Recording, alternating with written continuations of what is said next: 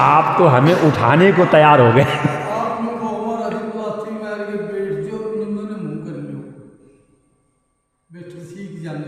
नहीं, हमारी ओर से मत बैठो। हमने तो आते आते आज कहा था ईश्वर आपके गांव पे इतनी अच्छी कृपा करे कि कभी दोबारा गांव में कोई संत महात्मा आवे ही ना।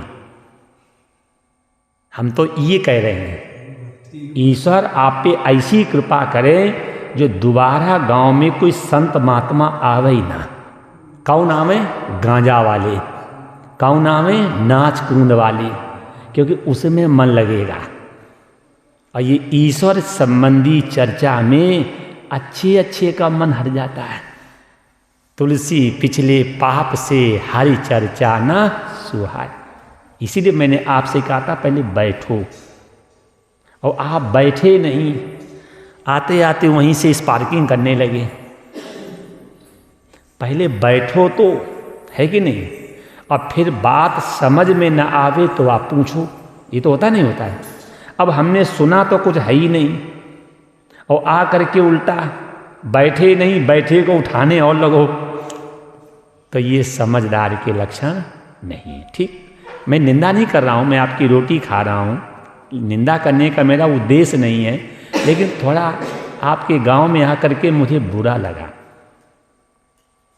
बुरा इसलिए लगा, बचपन से हम कथा कर रहे हैं, जिंदगी हमने ऐसे खपा दी समाज में, लेकिन ऐसा गांव तो हमने देखा ही नहीं। पहले गांव देखा है, और मैंने तो पहले पहले दिन किया था संत वही होगा जो ना नोट मांगे और ना वोट मांगे और ना सपोर्ट मांगे। ना नोट मांगने मैं आपके पास आया नहीं, और वोट मांगने भी नहीं आया हूँ, क्योंकि मैंने आज तक वोट डाला ही नहीं। क्योंकि वोट डालना सबसे बड़ी मूर्खता है। डालना नहीं चाहिए वोट, वोट डालना पाप है। तो ना तो मैं नोट मांगता हूँ, और ना मैं वोट मांगता हूँ, और ना मैं सपोर्ट मांगता हूँ। मैं तो किसी भी पार्टी का प्रचार भी नहीं करता हूँ, क्योंकि हमें मालूम है चाहे सरकार बीजेपी की हो, चाहे कांग्रेस की हो, चाहे सपा की हो, चाहे बसपा की हो, चाहे आपकी हो और चाहे बाप की हो, हैं तो सब चोर हैं। कोई नृप होए हमें का हानि, और पिए खून कोई न पिए पानी। इसलिए हम कभी किसी का प्रचार भी नहीं करते हैं, किसी का प्रचार नहीं करते हैं। क्यों? हमें मालूम है तो सब चोर है भाई। नेताओं का फार्मूला जिधर दम उधर हम, यही तो है, जिधर दम उधर हम। बोले नीत करे अनीत, उसी का नाम है राजनीत। बोले नीत करे अनीत, उसी का नाम है राजनीत। और अपने ग्रंथों में रामनीति की बात है, राजनीति की बात नहीं। रामनीति जो है ये पतिव्रता है, और राजनीति जो है ये वैश्याव्रता है। ये वैश्याओं का कोई आदमी नहीं होता है, ऐसे नेताओं की कोई पार्टी नहीं होती है। इसलिए हम तो यहाँ ईश्वर की चर्चा करने आए थे। अपने को तो एक फार्मूला याद है, हिंद बनेगा ना मुसलमान बनेगा, इंसान की औलाद है इंसान बनेगा। अपने को न जाति से मतलब है, न अपने को धर्म से मतलब है, हमें तो जीव मात्र से मतलब है। अर्जुन ने गीता में भगवान कृष्ण से पूछा, आप कहाँ रहते हो? अर्जुन ने भगवान कृष्ण से पूछा, आप रहते कहाँ हो? तो भगवान कहते हैं, अर्जुन ईश्वरा सर्वभूतानां हृदय देशे अर्जुन तिष्ठति। मैं संपूर्ण प्राणियों के हृदय में वास करता हूं। ईश्वरा सर्वभूतानां हृदय देशे अर्जुन तिष्ठति। भागवत में नारद जी ने भगवान विष्णु से पूछा, आप कहाँ मिलोगे? ऐसे नहीं होता इमरजेंसी नंबर, आपातकालीन नंबर नहीं होता। तो नारद जी ने भगवान विष्णु से पूछा कि अगर कभी इमरजेंसी आ जाए तो अपना कोई मोबाइल नंबर है हमें दे देंगे क्या? जैसे नहीं होता वो क्या बोलते हैं, वो एम्बुलेंस का नंबर होता है, नहीं होता है, पुलिस का भी नंबर होता है, हेल्पलाइन नंबर। तो भागवत में नारद जी ने भगवान विष्णु से पूछा है कभी इमरजेंसी आ जाए तो अपना नंबर दो मुझे। तब भगवान ने नंबर दिया, भागवत में मोबाइल नंबर लिखा है, कभी आपको अगर दिक्कत हो तो आप भी डायल कर लेना। तो क्या नंबर दिया भगवान कह रहे हैं, नारद बोले हाँ, नाहम बसामी बैकुंठे, मैं बैकुंठ में वास नहीं करता हूँ। नाहम बसामी बैकुंठे और ना योगी नाम हृदय, मैं योगियों के हृदय में वास भी नहीं करता हूँ। मद भक्त यत्र गायंती, जहाँ पर मेरे भक्त गान करते हैं, तत्य तिष्ठाम नारद, मैं वहीं पे वास करता हूँ। ये भगवान का मिलने का पता है। स्वयं भगवान कह रहे नारद जी, मैं बैकुंठ में वास नहीं करता हूँ, मैं योगियों के हृदय में वास नहीं करता हूँ, मैं काशी मथुरा में वास नहीं करता हूँ, जहाँ पर मेरे भक्त मेरा गान करते मैं वहीं पे निवास करता हूँ। रामचरितमानस में भी तो यही है। जिस समय ब्रह्मा जी, शंकर जी, देवी देवता खड़े हो गए कि भगवान कहाँ मिलेंगे, तो भगवान शंकर कहते हैं हरि व्यापक सार्वत्र समाना, और प्रेम ते प्रकट होई मैं जाना। परमात्मा कैसा, बोले हरि व्यापक, जैसे इस स्टैंड में लोहा सब जगह व्याप्त है व्याप्त नहीं? तो भगवान कहते हैं, शंकर जी कह रहे हैं हरि व्यापक, परमात्मा जो है बोले सब जगह है। प्रेम ते प्रकट होई मैं जाना। तो वही हम आपसे कह रहे हैं कि परमात्मा सब जगह है, इसको देखने का नजरिया तो बनाओ। जैसे दूध में घी सब जगह है लेकिन दिखता नहीं, तिलों में तेल सब जगह है लेकिन दिखता नहीं है। दिखता है क्या? लकड़ी में आग सब जगह है लेकिन दिखती नहीं। यही चर्चा उपनिषद में अष्टावक्र और राजा जनक की सभा में है चर्चा। तो चर्चा कर लेंगे थोड़ी देर। एक महात्मा थे कहोड़, क्या नाम था? कहोड़। संध्या काल के समय कहोड़ नाम के जो महात्मा थे, संध्या काल के समय कहोड़ नाम के जो महात्मा थे वेद का पाठ कर रहे थे। उनकी पत्नी का नाम था सुजाता। तो सुजाता के पेट में गर्भ था।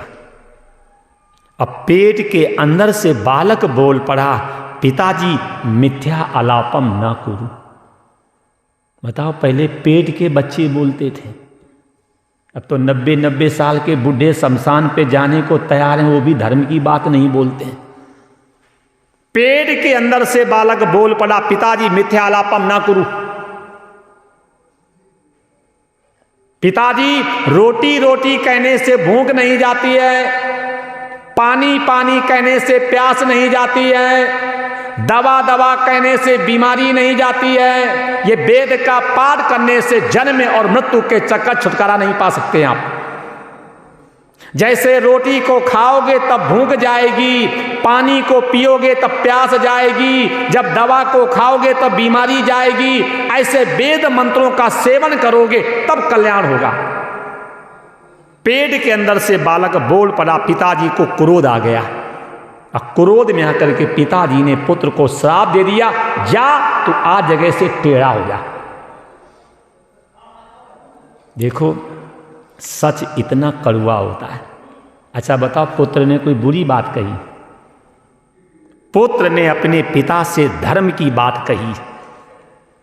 पिताजी को क्रोध आ गया और पिता ने क्रोध में आकर के श्राप दे दिया, जा तू आ जगह से टेढ़ा हो जा, जा तू आ जगह से टेढ़ा हो जा। वो कथा आगे की है, जनक जी की सभा में एक मंत्री था बंदी, वो बहुत बड़ा प्रकांड विद्वान था, वो बहुत बड़ा प्रकांड विद्वान था। उसने शास्त्रार्थ के लिए ब्राह्मणों को बुलाया और कहा जो शास्त्रार्थ में हमसे हार जाएगा उसके हाथ काट करके मैं जल में डाल दूंगा, और अगर मैं हार गया तो उसे जनकपुर का आधा राज्य दे दूंगा। हम जैसे लोभी ब्राह्मण शास्त्रार्थ करने चले भी गए। उसका एक ही प्रश्न था, परमात्मा है तो दिखा। बंदी का एक ही प्रश्न था, परमात्मा है तो दिखा। अब परमात्मा दिखाने का विषय नहीं है, क्यों? वो दिखता नहीं, देखता है। वो दिखता नहीं, देखता है। इनके अष्टावक्र जी के पिताजी भी गए, शास्त्रार्थ में हार गए। बंदी ने हाथ काट करके जल में फेंक दिया। छोटे छोटे बच्चों के साथ अष्टावक्र खेल रहा था, और जब एक लड़का खेल में हारने लगा तो उसने क्रोध में आकर के कहा, जा जा, तेरे बाप का नाम भी नहीं मालूम है। पहले कोई गाली भी देता था तो मर्यादित, लेकिन इस जमाने में अब मर्यादा रही नहीं है। पहले बाप अगर डांट देता था तो बेटे की औकात नहीं जो जवाब दे दे। सास अगर डांट देती थी तब बहू की औकात नहीं जो जवाब दे दे। ये टीवी देख देख करके बच्चे इतने बेलगाम हो गए हैं कि अगर लड़का डांट दे तो बाप की औकात नहीं जो जवाब दे दे। तभी तो किसी महात्मा ने कहा है, ये संस्कारों में जो आग लगी है इसकी देन है टीवी। ना घरों में शांति थी, घरों में खुशहाली थी, घरों में सबके विचार शुद्ध थे। ये जब से घरों में टीवी आई, संस्कारों का सत्यानाश हो गया। और आज भी शादी में दो मिलते हैं, एक टीवी एक बीबी, और घरों में बीबी मर जाए काम चल रहे और टीवी बिगड़ जाए काम नहीं चल रहे। बीबी मर जाए काम चल रहे हैं और टीवी बिगड़ जाए, आज घरों में काम नहीं चल रहे। ऐसे सब बीमार हो गए टीवी की। बच्चे ने कहा, जा जा, तेरे बाप का नाम नहीं मालूम है। अष्टावक्र दौड़ करके अपनी मां के पास आया और आकर के कहा, मां मेरे पिता का नाम बताओ। सुजाता ने कभी भी अपने पुत्र को पिता का नाम नहीं बताया था। क्यों? मालूम था अगर पिता का नाम बता देंगे फिर पूछेगा पिताजी हैं कहाँ। फिर पता लगेगा जनक जी की सभा में शास्त्रार्थ करने गए थे और पिताजी वहाँ हार गए, ये पुत्र जाएगा शास्त्रार्थ करने, तो पति का सुख तो चला गया और पुत्र का सुख भी चला जाएगा। इसलिए माताजी ने कभी भी अपने पति का परिचय नहीं दिया था। अष्टावक्र ने कहा, मां मुझे पिता का नाम बताओ। आप पिता के नाम को बताने में शर्मा क्यों रही हैं? क्या मैं जाल संतान हूं? क्या मैं नाजायज औलाद हूं? क्या मैं पाप की कमाई हूं जो आप पिता के नाम को बताने में शर्मा रही? जिस समय अष्टावक्र ने कहा, क्या मैं पाप की कमाई, माता बोल पड़ी, नहीं, तो पाप की कमाई नहीं, तुम्हारे पिता का नाम है कहोड़। मेरे पिताजी हैं कहाँ? सुजाता ने बताया, आपके पिताजी जनक जी की सभा में शास्त्रार्थ करने गए थे और शास्त्रार्थ में हार गए हैं, और जनक जी का मंत्री जो है बंदी, उसने हाथ काट करके तुम्हारे पिता को जल में फेंक दिया। 8 साल का बालक अपने माँ के चरणों को पकड़ के कहता, माँ आपके दूध की कसम खा रहा हूँ, कल बंदी को पकड़ के और तुम्हारे पैरों में डाल दूंगा। 8 साल का बालक अपनी मां को वचन दे रहा है कि कल मैं बंदी को सभा में जा करके शास्त्रार्थ करूंगा और शास्त्रार्थ में उसको पराजित कर करके बंदी को पकड़ करके तुम्हारे पैरों में डाल दूंगा। अपनी मां को वचन दे करके अष्टावक्र जनक जी की सभा में गए और जनक जी की सभा तो विद्वानों से भरी थी। जिस समय 8 जगह से टेढ़े और रंग था काला, और जिस समय सभा में गए हैं तब पूरी की पूरी सभा खिलखिला करके इनको देख करके हंसने लगी। जैसे अष्टावक्र को देख करके सभा हंसी है, तो हंसती हुई सभा को देख करके अष्टावक्र भी हंसे हैं। जनक जी ने अष्टावक्र से पूछा, आप क्यों हंस रहे हो? अष्टावक्र ने कहा, हे ईश्वर, कौन सा मुझसे अपराध हो गया है, ये चमारों की सभा में आज आ गया हूं। अष्टावक्र ने जनक जी से कहा, मैं इसलिए हंस रहा हूं ईश्वर से, कौन सा मुझसे पाप हो गया है, ये जो चमारों की सभा में मैं आ गया हूं। और जनक जी की सभा में इतनी बड़ी बात कहने वाला तो कोई व्यक्ति होगा। अष्टावक्र ने कहा, जनक, अस्मिन् सभा सर्वे शूद्रा सन्ति, तुम्हारी सभा में सारे शूद्र बैठे हैं, कोई विद्वान नहीं है। अस्मिन् सभा सर्वे शूद्रा सन्ति, सारे शूद्र बैठे हैं। जनक जी ने सोचा, आज कोई आया है। अभी तक तो सब चापलूस आते थे, हाथ जोड़ने वाले आते थे, जय जयकार करने वाले आते थे, और बहादुर वही है जो वक्त पर बोल दे। जनक जी ने कहा, स्थान लो। अष्टावक्र ने कहा, विद्वान स्थान का भूखा नहीं होता, विद्वान तो अपनी विद्वत्ता से स्थान अपने आप बना लेता है। विद्वान कभी भी स्थान का भूखा नहीं होता है, विद्वान अपनी विद्वत्ता से अपना स्थान अपने आप बना लेता है। बुलाओ उस बंदी को जिसे अपने ज्ञान का घमंड है, बुला उस बंदी को। अब बंदी को अभिमान तो था ही कि मैं ज्ञानी हूं। बंदी ने आसन डाल दिया, बैठ। अष्टावक्र ने कहा, पूछ, क्या पूछना है? बंदी ने कहा, परमात्मा है तो दिखा। अष्टावक्र मुस्कुराने लगे, इसमें अहंकार बोल रहा है। क्यों? बीज जब गलता है तब पेड़ बनता है, बूंद जब गलती है तो सागर बनती है, और जीव का अहंकार गलता है तो जीव ब्रह्म बनता है। इसका अहंकार गल नहीं रहा, इसका अहंकार बढ़ रहा है।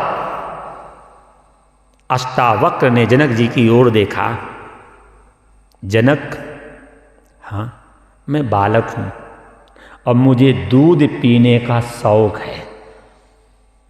मैं बालक हूं, अभी दूध के दांत हैं, इसलिए मुझे दूध पीने का शौक, हमें दूध मंगवाओ। जनक जी ने आज्ञा दी, एक कटोरे में गाढ़ा गाढ़ा दूध आ गया।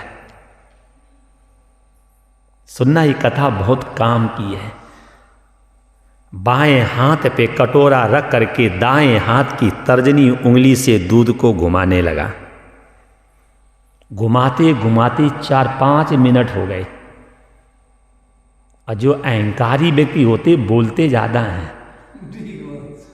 मूर्ख में और ज्ञानी में एक ही अंतर है, मूर्ख बोलता है और ज्ञानी सुनता है।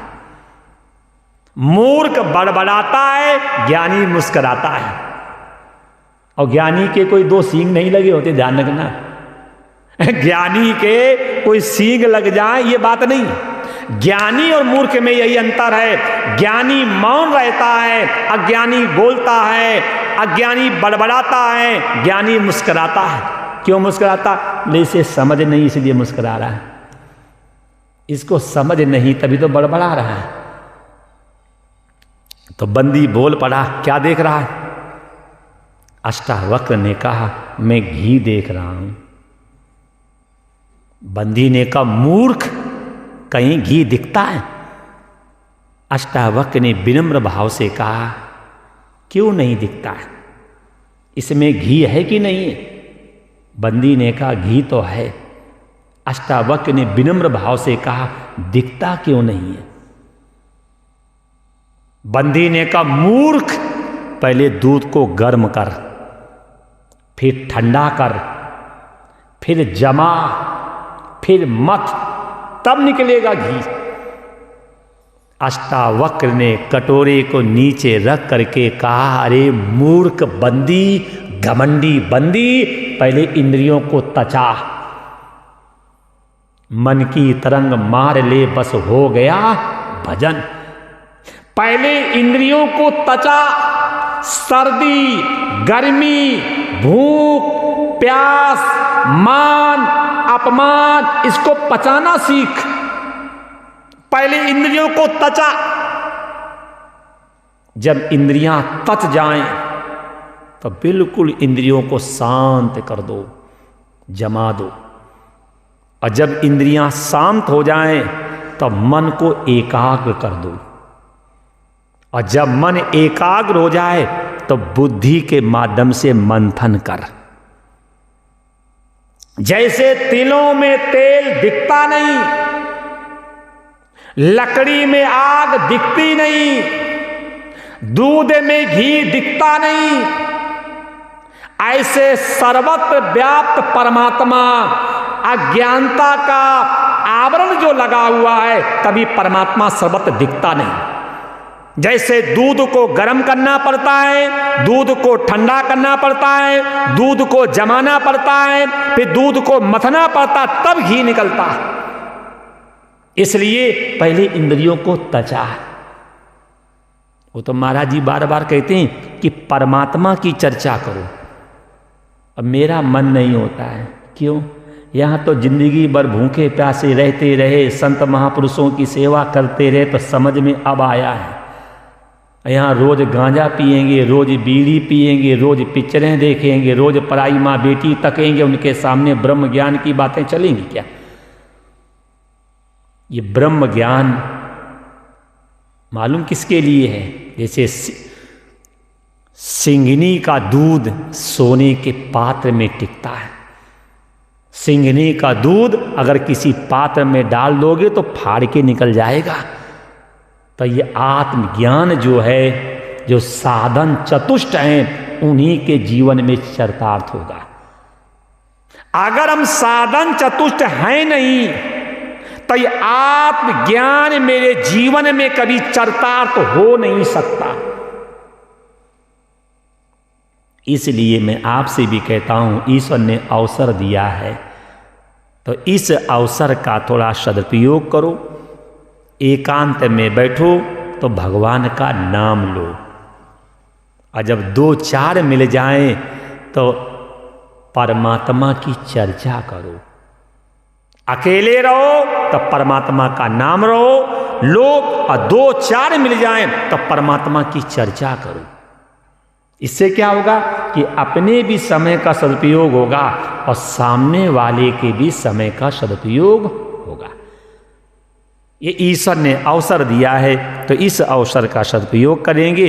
2 मिनट ईश्वर का नाम लेंगे, इसके बाद हम आपसे पूछेंगे, कुछ पूछना हो तो बताओ, है कि नहीं? अभी तक तो मान लो हम ही बोल रहे हैं, तो थोड़ा आपको भी बोलने का अवसर देना चाहिए, हैं? श्री कृष्ण गोविंद हरे मुरारी, श्री कृष्ण